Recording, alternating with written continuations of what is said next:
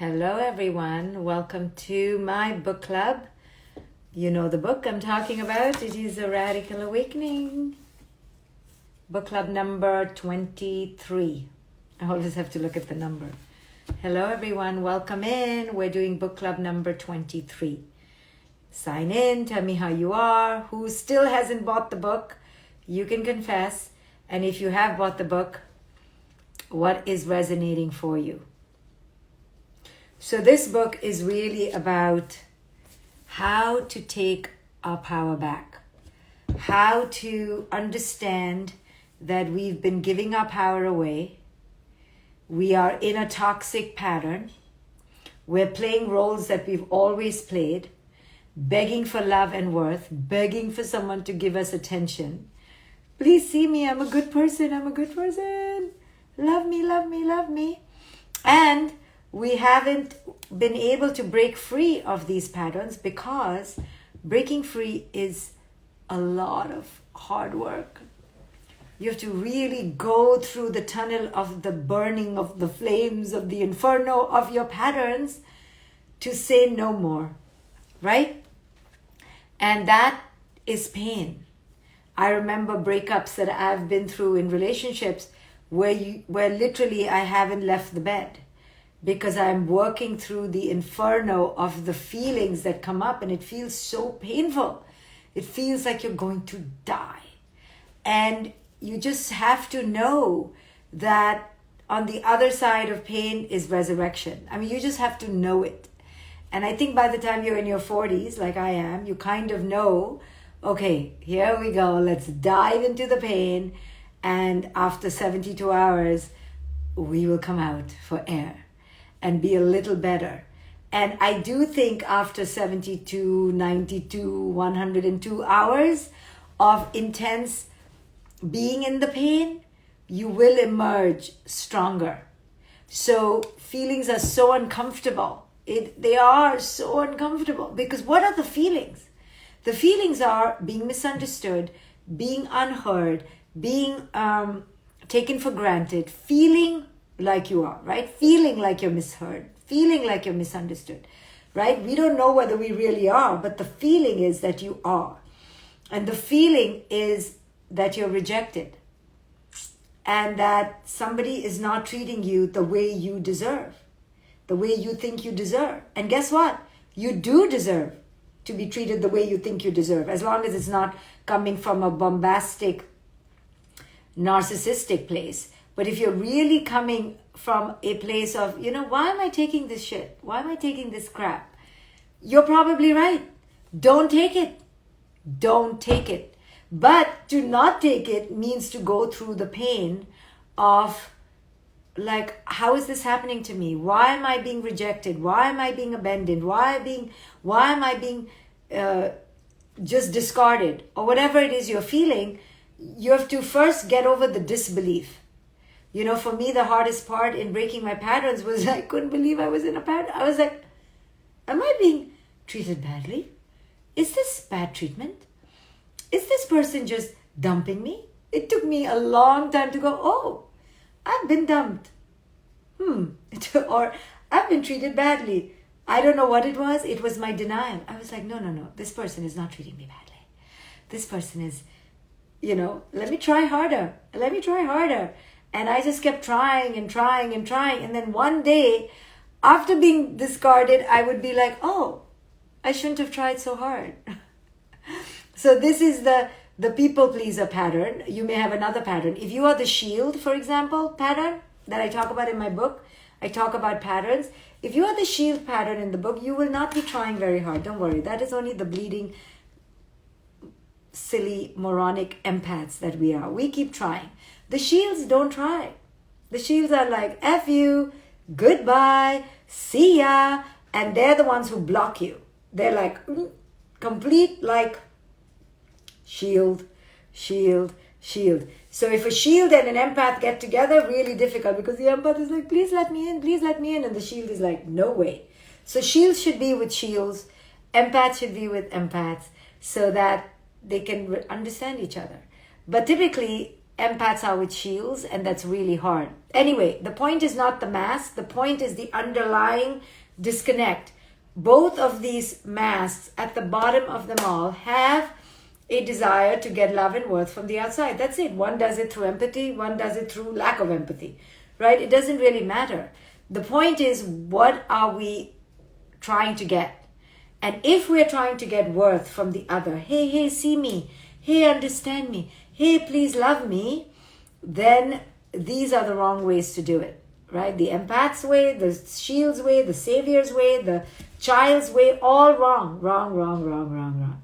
So the real key is for you to recognize when you are in your own pattern and how you can break the pattern. Don't expect the other to not play their part. They're going to do their pattern. You have to know, okay, I've had enough. I cannot do this anymore. And then you enter the dark night of the soul. And that is what is a horrible experience, yes? Who here has been through a dark night of the soul? It is only torture. Torture. So Rima Pierce says, please talk about the gaslighting done by Knox to the empaths. The thing with gaslighting now, my guys, is that, and gals, is that everyone is using the word gaslighting all the time. Oh, you gaslighting me. So I don't even like to use that word anymore. From today, I'm going to use it less and less. Because I've been told I gaslight people and I'm thinking they're gaslighting me. I'm like, no, you're gaslighting me. And they're like, no, you're gaslighting me. So basically, it's become like a bullshit word. So be careful. Who cares what they're doing? The point is, what are you feeling? And if you know yourself, then you can extricate from your patterns. It doesn't matter if somebody is gaslighting you. Who cares? It's what matters for you. What is your life experience? Yes? And it doesn't even matter who the person is, what the person is. The other person is irrelevant. If you feel that you know your truth, stop begging the other to believe your truth. It never works. It never works, especially in the empath narcissistic dynamic. It simply doesn't work. So when somebody tells you you're gaslighting them or they're gaslighting you, you go, good to know. I'm happy you know your truth. Good for you. Wonderful, right? Wonderful. And you just go heal yourself. And especially if that person has huge trauma, pain from childhood, you know that they can't see it. No point. You know how many times I've shown my narcissistic ex-partners, please, here on page 22, it says, you did exactly this to me. Do you see? Do you see? Do you see? Oh my God. No, they did not see. Do not do it. They will take the book and hit you on the head. Okay? Don't do it. Just understand yourself and leave. Leave. You either want to be with them and you can handle their bullshit or you don't. This is the best relationship advice. Can you handle their bullshit? No, leave. That's about it. Because it's all bullshit at the end. You know, it's all my childhood, your mother, my father, your mother. Oh my goodness. So you have to just figure out if you can handle this person's unique mother issues. You know, most men especially have mother issues. What is it with us women that we create these sons that have mother issues? Anyway, really the only issue worth talking about is the mother issue. There are such things as daddy issues. But when you have a mother wound, it's a mother of a wound, okay? Because the mother wound, that attachment, unfortunately, only the mother could give. Now, there are many fathers in the world who are amazing and they can give great attachment. But I'm talking about preponderously in the world, right? It's basically the mother. So when your mother has rejected you, when your mother doesn't allow you to be on the boob, so to speak, to nurture, to get that maternal care. When your mother didn't take care of you when you were sick, when your mother rejected you, you're going to have mother issues, okay? Mother of the mother issues, okay? Really, you're going to be in recovery all your life. And that's okay. Just don't put it on your female partner and expect her to be the mother because she cannot. Because what happens when you have a mother issue and your mother was like a total psycho, you know, your mother was nice one day, come my child, come, I'll make you cereal. And then the other day she throws the cereal on you. You grow up with a real distrust for women, okay? Now I'm talking to the guys. I don't know how I've ended up here. My lecture was supposed to be on pain, Now I'm talking about mother issues. Well, so when you have mother issues, you will then project your mother issues on your partner. And then you will want them to be the amazing mother. And if she is an empath, she will be an amazing mother. However, she can do one thing wrong. Show up 5 minutes late, mess up your cereal, say you're an ass one time. That mother is going to the gutter. And that person will do this to the partner all the time. Good mother, bad mother. Good mother, bad mother. Have you ever been in a relationship with someone who one day you're amazing to them and the next day you're in the gutter? One day you're amazing, the next day in your gutter. If you complain, you're in the gutter. If you praise them, you're up there. It's a roller coaster because these are mother issues, right? So sad. Have compassion. But you have to figure out your own issues and why you're part of that dynamic. Maybe you're a savior. Maybe you're an empath. You're like, I'll come and be the lovely mother, right? Watch out, right? Watch out. So once you have decided your boundaries and then you dive into the creation of the boundaries, now you're going to be either in a new kind of relationship or the relationship is going to end. This is the price for boundaries. When you say no more, the partner and you can change, and that'll be amazing. But if the partner and you cannot change, the relationship may need to go. Now, when the relationship is going to go, that's where the pain is. And that is terrifying for every one of us. It is earth-shattering pain, yes?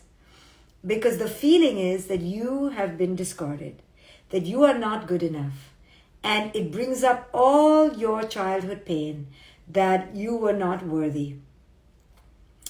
If you don't process that pain and understand it is coming from your child self, from that little girl or that little boy, you will not be able to move through the tunnel. You will not be able to go through the tunnel. And the pain is here to show you that you were in a relationship dynamic that wasn't working. And it is time to create boundaries. And boundaries are really hard because they typically mean the end of a relationship. Because most people cannot take the change that you are instituting.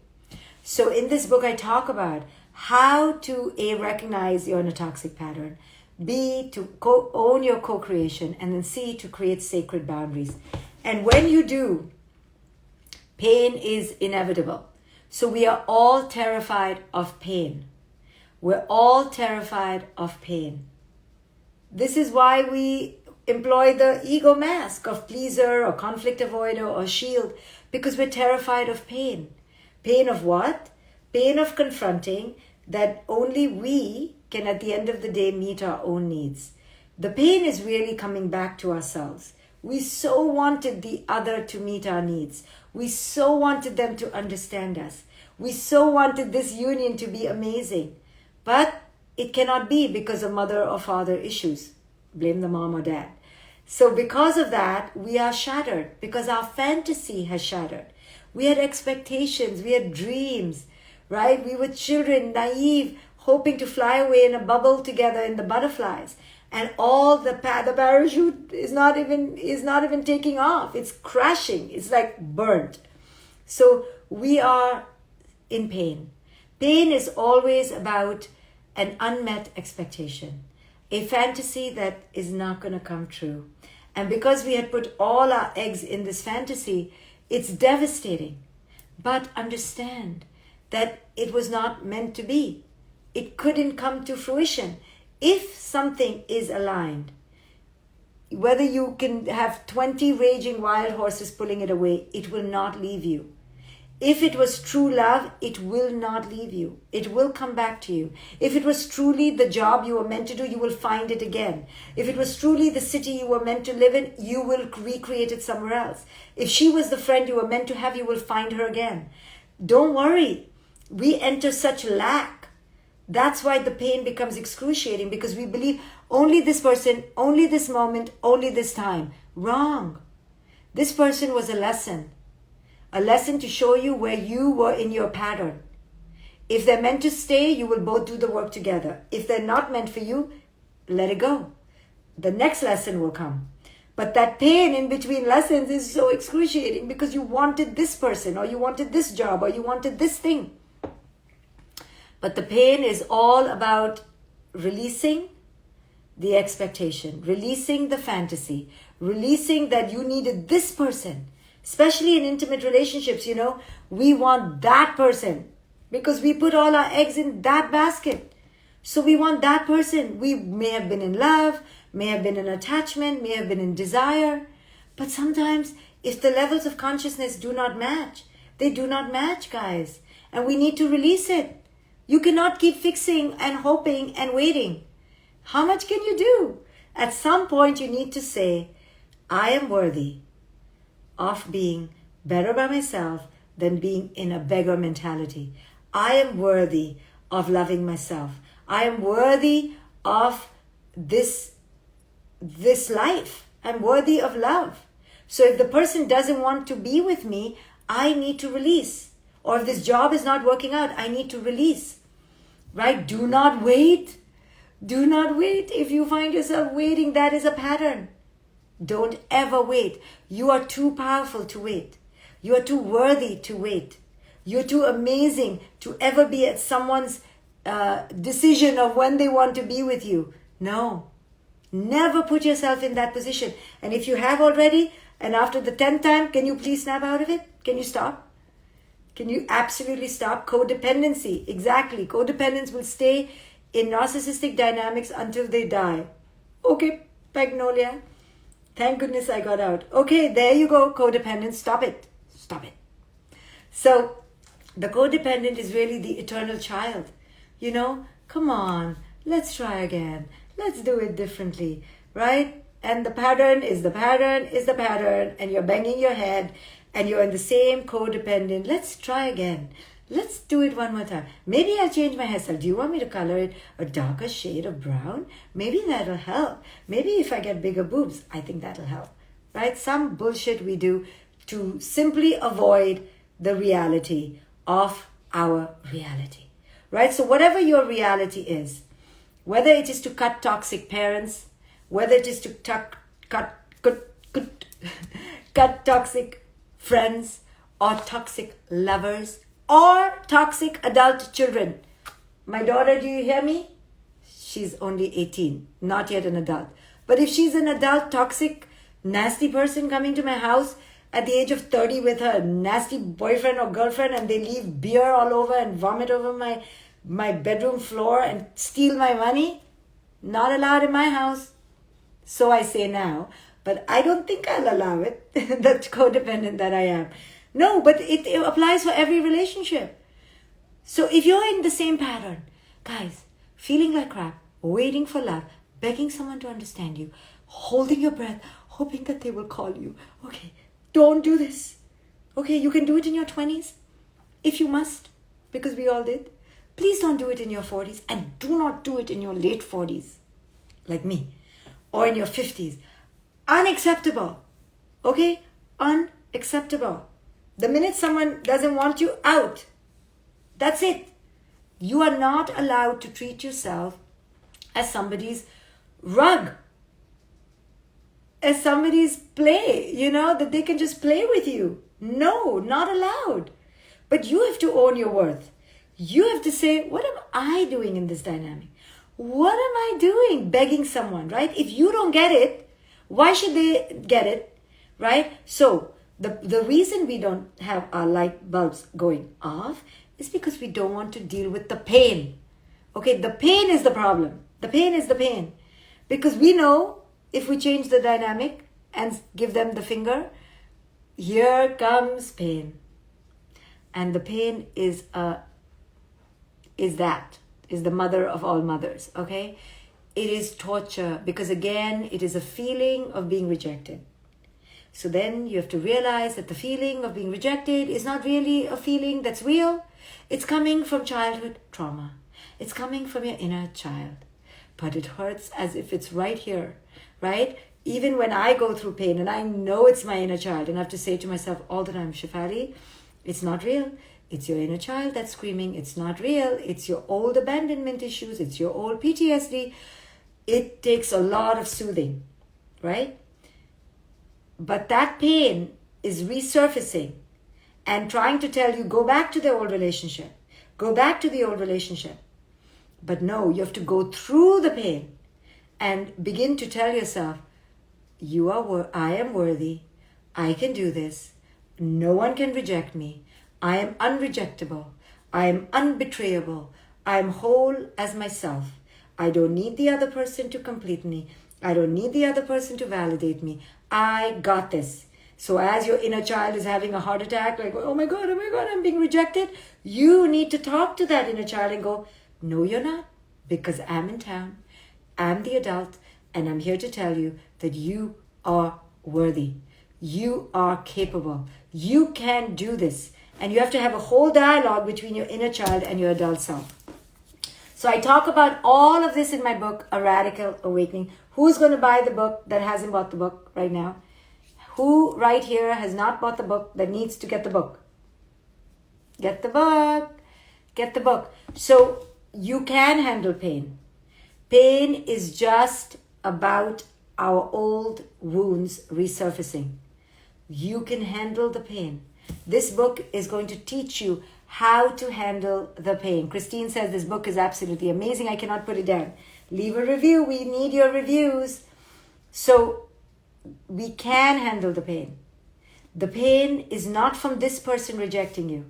The pain is from your childhood. Can you paste that on your forehead? Whenever you're in pain, just say, this pain is not from this person rejecting me. This pain feels like this person is rejecting me. This pain is from my childhood. This pain is from my childhood. I can do this and create the healthy boundaries you need to be in a worthy relationship. A relationship that is worthy of you.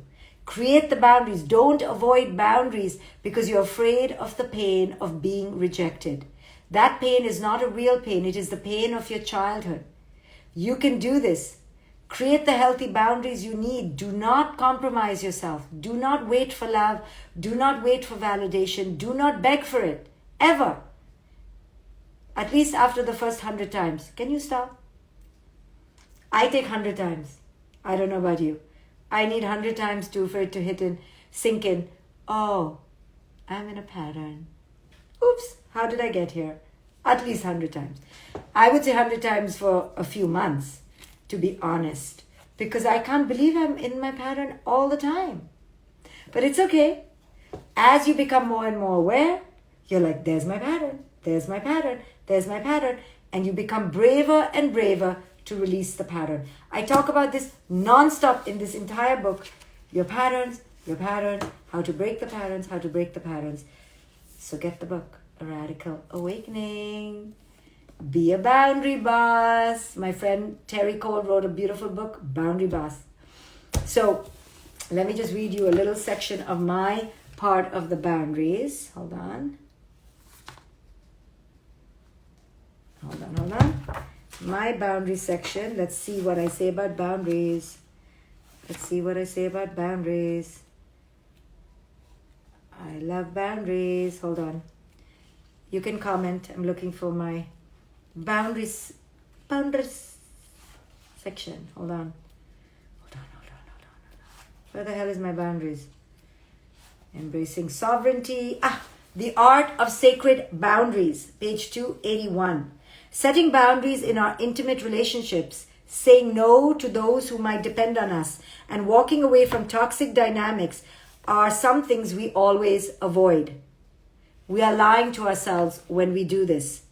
We can never really be in an authentic relationship unless we come from a place of self-worth, self-honor, and self-advocacy.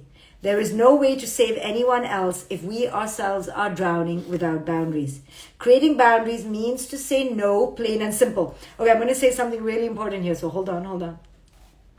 It is our way of saying, this doesn't feel right to me and I need to stop participating in it. We either say no through our words or our actions. Now here is the important part. Are you ready? Okay. Are you ready? Guess what? The boundary isn't for the other person. You're not saying no to the other person. I want it to really sink in. What? You're not saying no to the other person? The no isn't to the other person. The no is to ourselves. What? We say no to the roles we have robotically and unconsciously played in the past. It's not about asking the other to change. It just demands that we stop our part, our role, our participation in the dynamic. What? I thought really, I'm learning from this book, that it is you saying no to the other person, no? You're like, no. And then we're asking the other person to change. That's not what a sacred boundary is. What? A sacred boundary is to say no to yourself. Oh my goodness. No, really. That means you have to look at yourself in the mirror and to ask yourself, how are you being pathetic right now? How are you being a beggar right now? How are you licking the plate for crumbs? How? And then telling yourself to stop. Not licking the plate and asking the other to give you more crumbs. Not licking the plate and asking the other, please, please, please, fill my plate up. No. It's watching yourself licking the plate of crumbs, begging for crumbs, seeing yourself in the mirror and going, is that me? Oh my goodness. I gotta stop. What is wrong with me? And then break the plate on your head so that you wake up gently. Okay? Hopefully it's a paper plate. It is about stopping your participation, your role. Don't do you anymore the way you were doing you. Change you. So if you were lovely, waiting, and the person is always late, stop waiting, right? If the person has, dumped you, don't call them. If somebody is engaging in a verbal fight with you, don't engage. Stop yourself. Zip your lips. Tie yourself up. Do whatever it takes. Go to Turkey or China or wherever you are, far away to another place, and go on a boat which doesn't have Wi-Fi, so you cannot engage in your patterns. Do what it takes, because understand, we are an addict to the pattern. We cannot stop. I don't know about you. I can't stop a pattern. I'm telling you, first it takes me hundreds of thousands of times to get it. And I talk about this all the time, but I think I'm above the pattern. You see, I think I'm so evolved. And then I'm in the pattern. Oh my goodness. And then I can't stop the pattern. First is to become aware. Then is to stop the habit, the addiction. So I have to take myself on a boat really and be thrown out into the wild water. That's the only way that I can recover. So if you're a recovering pattern addict, recognize that with humility. I'm going to Turkey on Sunday. I should come with you, Gabrielle. Let's go. Let's go to Cappadocia, whatever. And let's not come back, okay? Till we are recovered addicts. Till we have finally recovered. Many 12-step programs we have to go to in Turkish. So many of us have been confused with what the word no means. No duh. We think that to say no means we need to explain or justify ourselves. Or engage in conflict. Yeah. Or we think it means we need to help the other make the changes we think they need to make. Yes. Let me help you. Let me help you to become a better lover. Let me help you to become a better friend. Let me help you. I'll give you reminders when it's my birthday. I'll give you gifts to give me back. I'll give you things to say back to me. I'll put them in quotes so you can just copy, paste, and put it back to me in a text. Yeah, that's what we think it is. So, actually, it's saying no and embodying the no simply means to decide. This is it, guys. To decide. I am done. Okay? No, really. I'm done. Done with who? Not the other person. Done with my pathetic, sick, addict self. Done with myself. I'm done. Done. Done. When you get to that lovely place, then you will create a boundary. Then the pain starts. and then the recovery really begins. So what are you going to be done with? You're going to be done with your engagement, with your participation. This is what ends when we start saying no. It has nothing to do with the other. All it means that we are shutting off our lights and turning down our energy. We disengage. Whatever it was we were doing to keep the dynamic going, we stop. In essence, we say no to the little girl within us that desires approval, validation, and praise. No, little girl, no. We tell her, you do not need these crumbs of worth from the other person anymore. You do not. You are already whole and complete within. Do not be afraid to step into this inner power. Did you hear that? Little girl and little boy? Done. Done. When you are done with your own addiction, now you can begin to heal. So you have to first become aware of your pattern, for which you need my book, 100%. Then you need to watch the pattern happening in real time. Then you need to do it 1,000 times to become really clear. Then you need to be vomiting your pattern because you're so sick of yourself for playing the same pattern. And then you need to say, no more.